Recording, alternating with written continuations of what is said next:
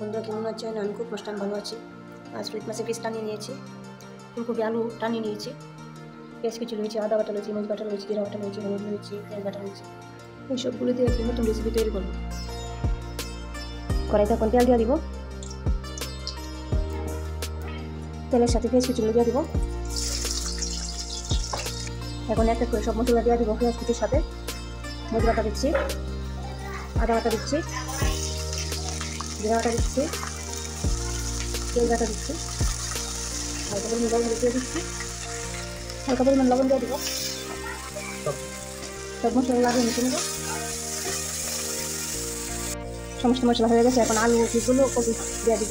মশলাগুলো হয়ে গেছে, এখন কপি আলু পিসগুলো দিয়ে দিব মশলাটাকে লাগিয়ে মশলাটা মিশিয়ে নেব। কপি পিসগুলো এখন হালকা পরিমাণ দিয়ে দিব। চুলের সাথে মাছের পিসগুলো দিয়ে দিব।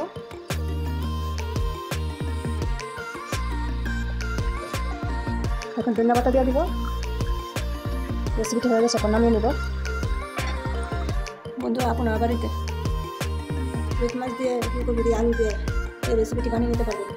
ভিডিওটি দেখে যদি ভালো লাগে তাহলে সাবস্ক্রাইব করে আমার পাশে থাকবেন, লাইক শেয়ার ও কমেন্ট করে যাবেন।